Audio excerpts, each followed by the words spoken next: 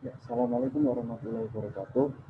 Pada video kali ini saya akan menganalisis sebuah jurnal karya Linda Sabrina yang berjudul Efektivitas Instrumen Kebijakan Moneter Terhadap Pertumbuhan Ekonomi di Indonesia tahun periode 1999 hingga 2012.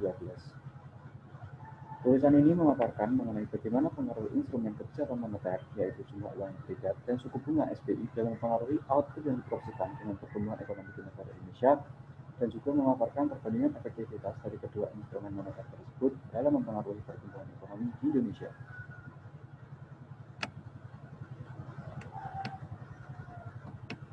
Latar belakang dari diadakannya penelitian ini mempunyai tujuan untuk mengetahui bagaimana efektivitas instrumen kebijakan moneter terhadap sasaran akhir, yaitu pertumbuhan ekonomi di Indonesia, dengan memasukkan variabel yang digunakan dalam transmisi kebijakan moneter jalur suku bunga, yaitu suku bunga deposito, suku bunga kredit, suku bunga volume kredit, dan investasi sebagai variabel perantara yang akhirnya diyakini dapat menstimulus pertumbuhan ekonomi.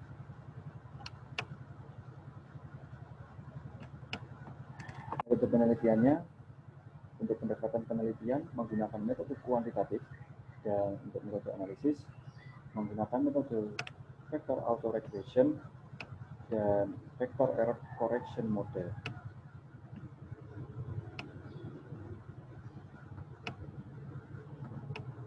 Hasil dan pembahasan. Tabel 1 hasil uji stasioner.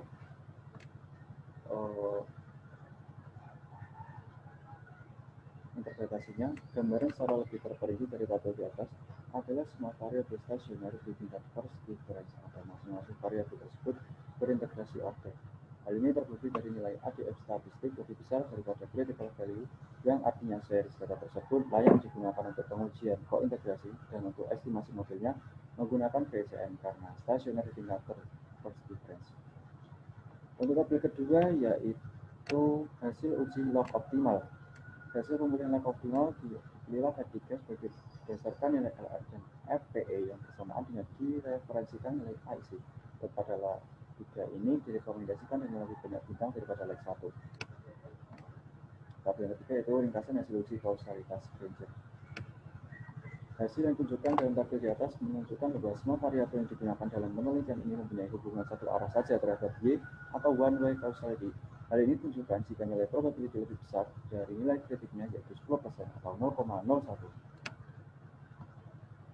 Dan hasil uji kointegrasi dilanjut terhadap variabel penelitian, interpretasinya adalah nilai threshold statistik ini lebih besar dibandingkan nilai kritisnya, yaitu sebesar 5%. Atau 114,90 dengan hasil critical value 1% bernilai 124,75. Hal tersebut membuktikan bahwa adanya satu hubungan kointegrasi, artinya adalah variabel Y, M1, R depo, R kredit, dan investasi tersebut memiliki hubungan jangka panjang dan terjadi keseimbangan pada periode tersebut.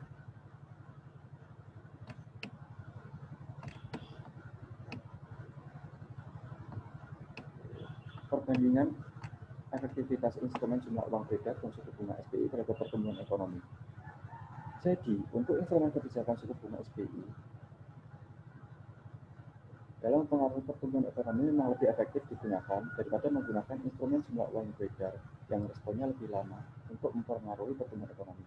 Hal ini terjadi karena respon dari sektor perbankan dan sektor real memang lebih cepat dalam respon suku bunga SBI tersebut dibandingkan melihat situasi dari jumlah uang beredar.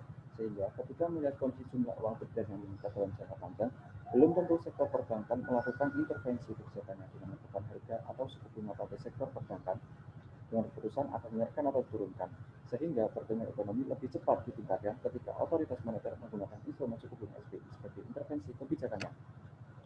Kesimpulannya, dari hasil analisis data yang telah dilakukan, tentang bahwa kebijakan moneter dengan menggunakan instrumen jumlah uang beredar dan suku bunga SBI mempunyai pengaruh terhadap pertumbuhan ekonomi di Indonesia. Instrumen jumlah uang beredar dan suku bunga SBI dalam jangka pendek dan jangka panjang sama-sama mempengaruhi pertumbuhan ekonomi, namun memiliki pengaruh yang berbeda. Dan yang ketiga, dari kedua instrumen kebijakan moneter tersebut, instrumen kebijakan suku bunga SBI lebih efektif dalam mempengaruhi pertumbuhan ekonomi dengan kecepatan waktu 30 tahun. Dan yang keempat, Perbedaan efektivitas instrumen jumlah uang beredar dan suku bunga SBI dalam pengaruh pertumbuhan ekonomi disebabkan oleh kemampuan respon dari sektor perbankan dan sektor real yang menjadi jembatan untuk mempengaruhi pertumbuhan ekonomi lebih cenderung cepat merespon kebijakan suku bunga SBI daripada melihat kondisi dari jumlah uang yang beredarnya.